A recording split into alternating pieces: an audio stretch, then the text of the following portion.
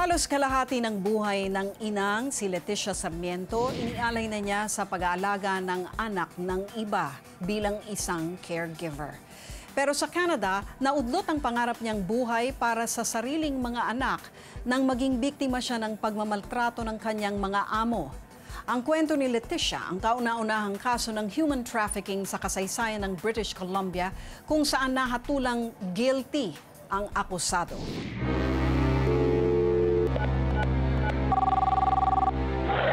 Okay, Leticia, how are you doing there? Leticia?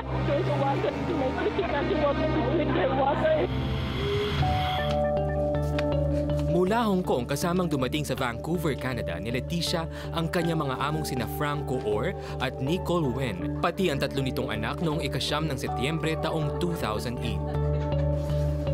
Naingganyang sumama sa Canada si Leticia sa pangakong tataasan daw ang kanyang sweldo bilang caregiver ng mga bata. Dito nagsimula ang kalbaryo niya. Ang dating 8 oras na trabaho, naging 16. Wala rin daw siyang day off kahit linggo. At pati ang mga gawaing bahay sa kanya na rin iniasa ng kanyang mga amo. Kinumpiska din ang kanyang passport at cellphone at hindi rin siya pinalalabas ng bahay. Pero tiniis ito ni Leticia dahil sa ilalim ng live-in caregiver program ng Vancouver kung saan sa bahay ng employer dapat tumira ang isang caregiver, maaari siyang makapag-apply ng permanent residency sa Canada at maipetisyon ng mga anak na naiwan sa Pilipinas. Ang hindi niya alam, temporary resident o visitor lang ang estado ng kanyang visa. At 6 na buwan matapos makarating sa Canada ay nag-expire na ito. Nalaman ito ni Leticia matapos silang magkaroon ng pagtatalo ng kanyang amo na si Nicole noong gabi ng ika-13 ng Hunyo taong 2010. Nagkamali sa pagtitimpla ng gatas si Leticia na siya namang ikinagalit ni Nicole. Dito na humingi ng saklolo ang caregiver. Sa pagsisiyasat ng otoridad, natuklasang overstaying na si Leticia. Hindi inayos ng kanyang mga amo ang kanyang dokumento kahit pa 2 taon nang expired ang visitor's visa ng kanilang caregiver. My husband's job was terminated. Sinampahan ng estado ng kasong human trafficking ang mag-asawa at dito na nagsimula ang paglilitis sa isa sa pinakakontrobersyal na kaso sa Vancouver ngayong taon. The couple is now facing charges of human trafficking, and as Bell Curie reports, the woman was lured here with the promise of becoming a permanent resident.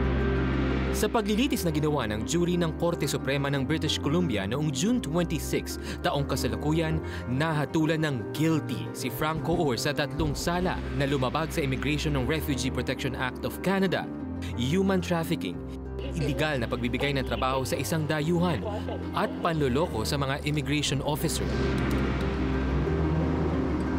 Dahil hindi pa napatutunayang nagkasala bilang accomplice sa pagpupuslit kay Leticia, not guilty naman ang hatol sa partner ni Orr na si Nicole Wen.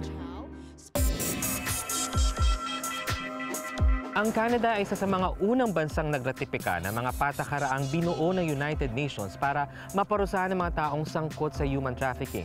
Ngunit sa kabila nito, tila marami pa rin nakahahanap ng butas para mapagsamantalahan ang pangarap ng ating mga kapatid na overseas Filipino workers.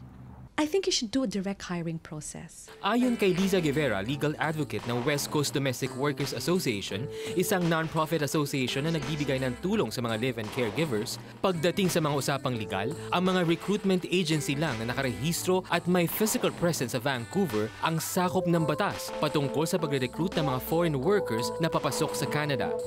Taiwanese and Hong Kong agencies are actually like defiant of BC employment standards laws when they charge illegal recruitment fees. So what happens is these recruitment agencies in Hong Kong or Taiwan place the live-in caregivers and the workers to a local agency here under fictitious job offers. She works for the employment agency or she gets transferred to another residence to work there without any legal permit. And if CBSA finds out about the illegal work, she could be investigated and her immigration status will be affected. Ayon sa kaibigan ni Leticia na si Bing, malaking tulong daw mga grupong tulad ng West Coast Domestic. Noong mga unang buwan daw kasi, sila lang at ilang kapwa caregiver ang naging karamay ni Leticia. May tumulong ba mula sa embahada ng Pilipinas? Ay, naku, yun ang ano namin dahil parang wala. Yun nga ako nagtataka dahil simula doon sa pulis pa lang, sa Maype, wala, parang tahimik sila. Parang kami-kami na lang yung umaattend doon sa hearing niya. Sinubukan naming kunin ang pahayag ng Department of Foreign Affairs at Department of Labor and Employment ukol sa pagbibigay ng tulong sa kasong tulad ng kay Leticia Sarmiento, pero tila nanatiling bingi ang mga naturang ahensya.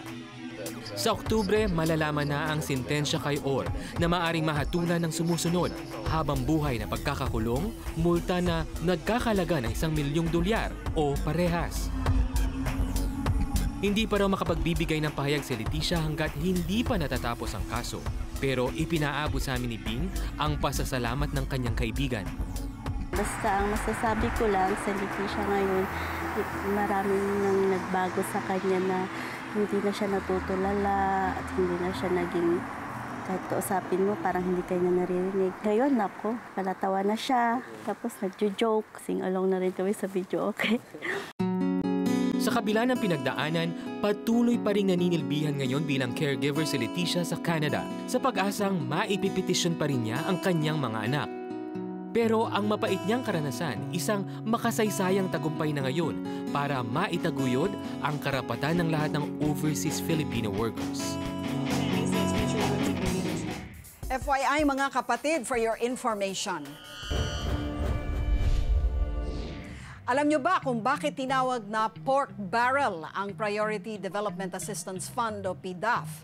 Ang paggamit ng salitang pork barrel bilang politikal na termino ay pinaniniwalaang nagsimula sa Amerika bago pumutok ang Civil War noong 1870. Sa panahong iyon, laganap pa ang slave system o ang pagmamay-ari ng mga alipin.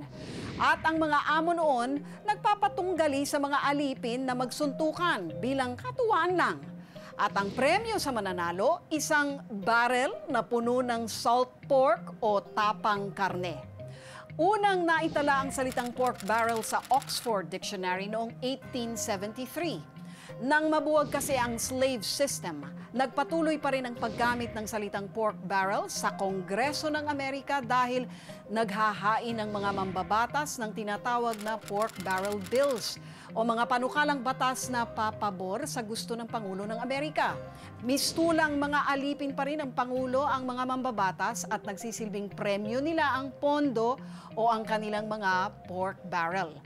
Lingid sa kaalaman ng marami, hindi lang sa Pilipinas ginagamit ang terminong pork barrel para tukuyin ang pondong binibigay sa mga mambabatas para sa kanilang mga napipisil na proyekto. Ito rin ang bansag sa mga bansang Scandinavia, United Kingdom, Australia, Germany at Amerika kung saan ito nagsimula. Kung walang magsasabi, walang mangyayari. Ang opinyon mo, pinakikinggan, pinag-uusapan dahil ang bawat balita may katumbas na reaksyon. Ako po si Lucy Cruz Valdez. Magandang gabi po sa inyong lahat.